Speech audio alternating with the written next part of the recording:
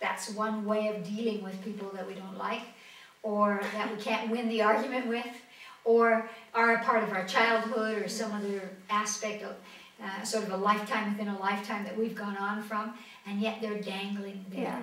And whatever they represented to us, or whoever we were when we were connected to them, there's some aspect of that still moving around, a residue of that.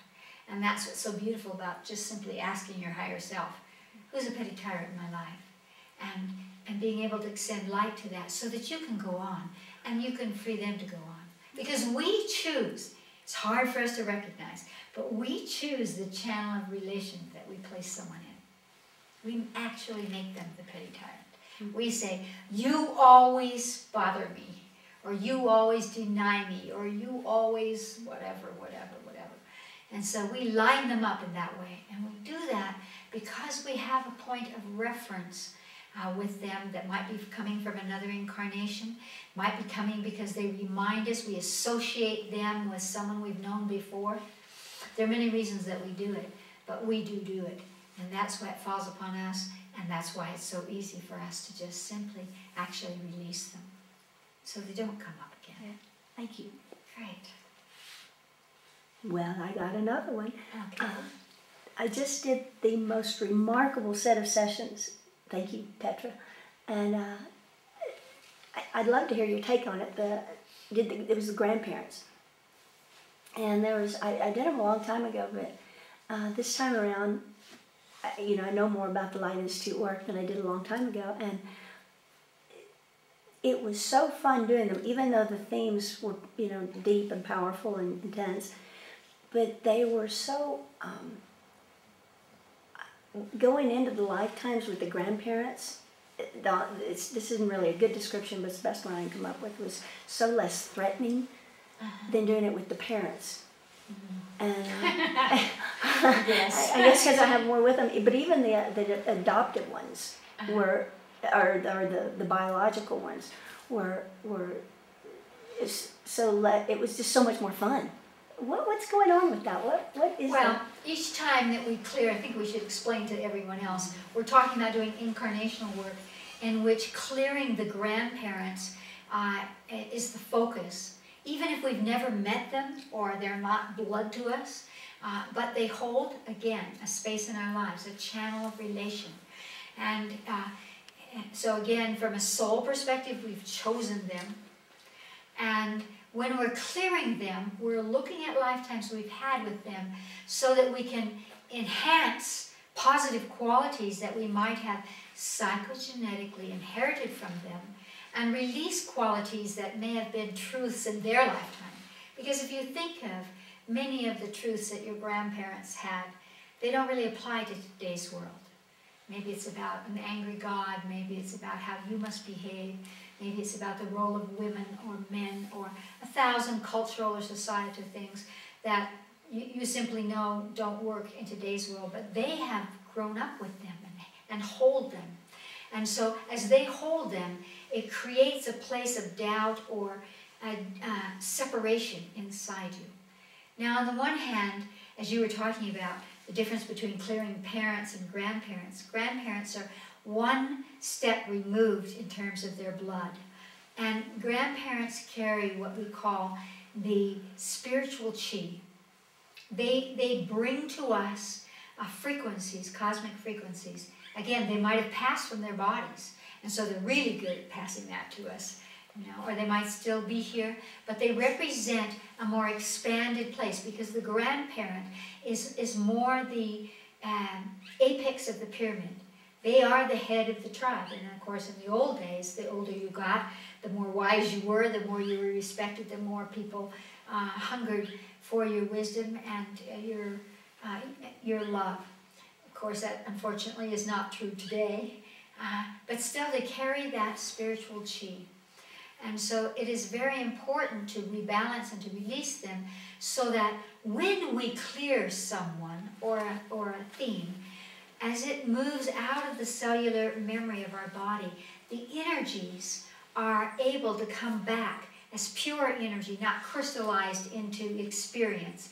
So just maybe it's an energy of power, or an energy of love, or an energy of wisdom, And that energy comes back to us. And suddenly we find that our life is changing because we're not tethered to those experiences that we've had in this lifetime and in other lifetimes in terms of what our grandparents passed to us about what is good, what is true, and what is necessary.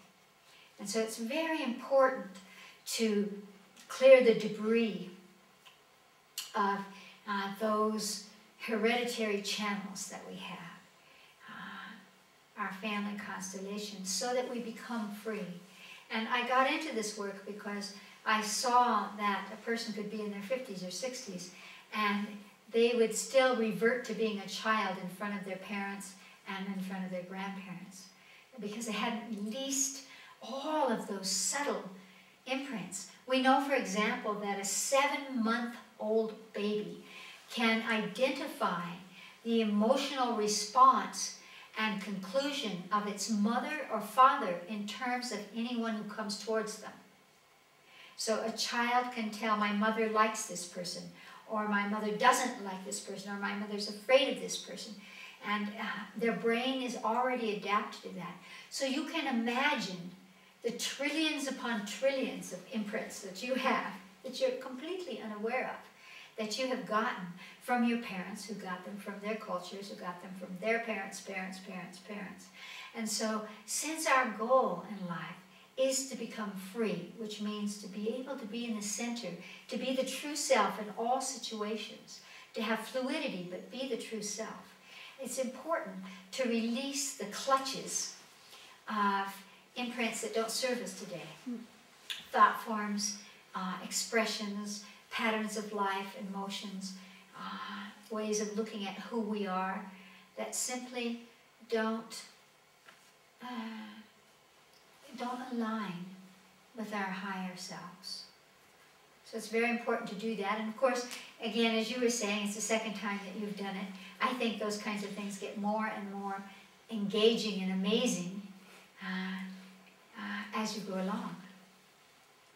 I've cleared my grandparents many, many times in the act of training at the Light Institute, and it is amazing to me, the themes that come up and the ways that I know them, even those that that you may have never seen before, that you only heard about, that died before you were born, or died when you were young, or lived in a different part of the United States, and you didn't have a connection. What we know is because they hold the spiritual chi, grandparents can influence their grandchildren without ever being present, without ever saying anything, through psychogenetic imprinting.